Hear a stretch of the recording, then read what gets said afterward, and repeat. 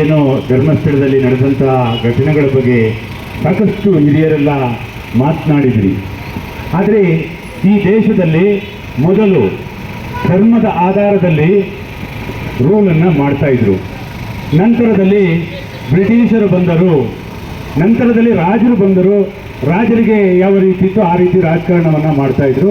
ನಂತರ ಬ್ರಿಟಿಷರು ಬಂದರು, ಬ್ರಿಟಿಷರ ರೀತಿಯಲ್ಲಿ ರಾಜಕಾರಣವನ್ನು ಮಾಡಿದರು.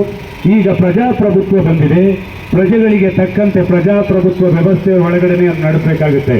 ಆದರೆ ಧರ್ಮಸ್ಥಳದಲ್ಲಿ ಧರ್ಮಾಧಿಕಾರಿ ಅನ್ನೋ ಒಂದು ಅಸಂವಿಧಾನಿಕ ಪದವನ್ನು ಇವತ್ತು ಕೂಡ ಉಪಯೋಗವನ್ನು ಮಾಡ್ತಾ ಇರೋದಲ್ಲ, ಇದು ಪ್ರಜಾಪ್ರಭುತ್ವ ವ್ಯವಸ್ಥೆನಾ ಅನ್ನೋದನ್ನು ನಾವು ಮೊದಲು ಪ್ರಶ್ನೆ ಮಾಡಬೇಕಾಗಿದೆ. ನಿಜವಾಗ್ಲೂ ಕೂಡ ಇದು ಧರ್ಮ ಅಧಿಕಾರಿ ಅಂತ ಹೇಳಿದರೆ ನೋಡಿ, ಒಬ್ಬ ಒಂದು ಪಕ್ಷದಲ್ಲಿ ಪವರ್ಫುಲ್ ಆಗಿರ್ತಾನೆ, ಆ ಪಕ್ಷ ಅಧಿಕಾರಕ್ಕೆ ಬಂದಾಗ ಅವನು ಪವರ್ಫುಲ್ ಆಗಿರ್ತಾನೆ. ಇಲ್ಲ ಅಂತ ಹೇಳಿದ್ರೆ ವಿರೋಧ ಪಕ್ಷದ ನಾಯಕನಾಗಿರಬೇಕು. ಆದರೆ ಇಲ್ಲಿ ಆಡಳಿತ ಪಕ್ಷ ಆಗಿರ್ಬೋದು, ವಿರೋಧ ಪಕ್ಷ ಆಗಿರ್ಬೋದು, ಶಾಸಕಾಂಗ ಆಗಿರ್ಬೋದು, ಕಾರ್ಯಾಂಗ ಆಗಿರ್ಬೋದು, ನ್ಯಾಯಾಂಗ ಆಗಿರ್ಬೋದು, ಇವರ ಶಾಸಕಾಂಗದ ಕೆಳಗೆ ತಲೆಯನ್ನ ಇಡ್ತಾ ಇದೆಯಲ್ಲ, ಧಿಕ್ಕಾರವಿದೆ ಈ ವ್ಯವಸ್ಥೆಗೆ.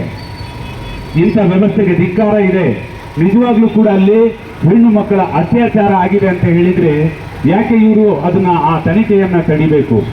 ಯಾಕಂತ ಹೇಳಿದ್ರೆ ಇವತ್ತು ದೇವದಾಸಿಯರ ಹೆಸರಿನಲ್ಲಿ ಯಾವ ಧರ್ಮವನ್ನು ನಡೆಸಿದರೆ ಅದೇ ಜನಗಳು ಇವತ್ತು ಸೌಜನ್ಯ ಅತ್ಯಾಚಾರದ ಆರೋಪಿಗಳನ್ನ ರಕ್ಷಣೆ ಮಾಡಕ್ಕೆ ಹೊರಟಿದ್ದಾರೆ ಅಂತ ಅನ್ನಿಸ್ತಿದೆ. ದೇವದಾಸಿಯರ ಹೆಸರಿನಲ್ಲಿ ರಾಜಕಾರಣವನ್ನು ಮಾಡಿರುವಂಥವರು, ಧರ್ಮದ ಹೆಸರಿನಲ್ಲಿ ದಂಧೆಯನ್ನ ಮಾಡಿರುವಂಥ ದುಡ್ಡಿನಲ್ಲಿ ಇವತ್ತು ಈ ಸೌಜನ್ಯ ಪರವಾಗಿ ಯಾರು ಹೋರಾಟವನ್ನು ಮಾಡ್ತಿದ್ದಾರೆ ಅವರ ಮೇಲೆ ಹಲ್ಲೆಯನ್ನು ಮಾಡುವಂಥದ್ದು ಮತ್ತು ಆ ಹೋರಾಟವನ್ನು ಎಲ್ಲೋ ಹತ್ತಿಕ್ಕಂಥ ಕೆಲಸವನ್ನು ವ್ಯವಸ್ಥಿತವಾಗಿ ಮಾಡ್ತಾ ಇದ್ದಾರೆ ಅಂತ ಅನ್ನಿಸ್ತಿದೆ.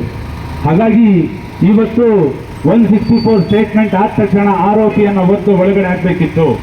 ಅಂಗೈಯಲ್ಲಿ ಆರೋಪಿಗಳಿದ್ರು, ಆರೋಪಿಗಳೊಂದಿಗೆ ಪೊಲೀಸರು, ಆರೋಪಿಗಳೊಂದಿಗೆ ಉಪಮುಖ್ಯಮಂತ್ರಿಗಳು, ಆರೋಪಿಗಳೊಂದಿಗೆ ಪ್ರಧಾನಮಂತ್ರಿಗಳು, ಆರೋಪಿಗಳೊಂದಿಗೆ ಹಣವಂತರು ಆದರೆ ಖಂಡಿತವಾಗ್ಲೂ ಕೂಡ ಈ ವ್ಯವಸ್ಥೆಯಲ್ಲಿ ನ್ಯಾಯ ಸಿಗಕ್ಕೆ ಸಾಧ್ಯನಾ? ಹಾಗಾಗಿ ನಾವು ನಿಜವಾಗ್ಲೂ ಕೂಡ ಅಲ್ಲಿ ಯಾರು ತಪ್ಪಿತಸ್ಥರಿದ್ದಾರೆ ಅವ್ರನ್ನ ಒತ್ತು ಒಳಗಡೆ ಹಾಕಬೇಕು. ನಿಜವಾಗ್ಲೂ ಕೂಡ ಧರ್ಮಸ್ಥಳದ ಇಲ್ಲ ಮಂಜುನಾಥ ಸ್ವಾಮಿಯ ನಾವು ಅಗೌರವವನ್ನು ಮಾಡ್ತಿರುವುದಲ್ಲ.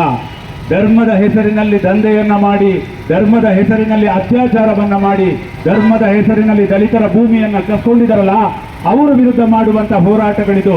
ಹಾಗಾಗಿ ಪ್ರಗತಿ ಪರವಾಗಿ ಆಲೋಚನೆ ಮಾಡ್ತಕ್ಕಂಥ ಎಲ್ಲರೂ ಕೂಡ ಅಲ್ಲಿ ಸತ್ತಿರುವಂಥ ಎಲ್ಲ ಹೆಣ್ಣು ಮಕ್ಕಳಿಗೆ ನ್ಯಾಯವನ್ನ ಕೊಡುವಂಥ ನಿಟ್ಟಿನಲ್ಲಿ ಮತ್ತು ಅವರ ಯಾರು ಆರೋಪಿಗಳಿದ್ದಾರೆ ಅವರ ಪರವಾಗಿ ನಿಲ್ಲುವಂಥವರ ವಿರುದ್ಧ ಒಂದು ಗಟ್ಟಿ ಧ್ವನಿಯನ್ನ ಎತ್ತಬೇಕಾದಂಥ ಅನಿವಾರ್ಯತೆ ಇದೆ. ಹಾಗಾಗಿ ನೀವು ಎಲ್ಲರೂ ಸೇರಿ ಈ ಹೋರಾಟದಲ್ಲಿ ಭಾಗವಹಿಸೋಣ ಹಾಗೂ ಅತ್ಯಾಚಾರದ ಆರೋಪಿಗಳು ಸಾಕಷ್ಟು ಬೇಗ ಜೈಲಿನ ಕಂಬಿಯನ್ನ ಎಣಿಸುವಂತ ಆಗಲಿ ಅಂತ ಹೇಳ್ತಾ ನನ್ನ ಮಾತನ್ನ ಮುಗಿಸ್ತಾ ಇದ್ದೀನಿ. ಜೈ ಭೀಮ್, ನಮಸ್ತೆ. ಧನ್ಯವಾದಗಳು ಕೋಟ್ ಮಣಿಯವರಿಗೆ. ಇನ್ನೂರು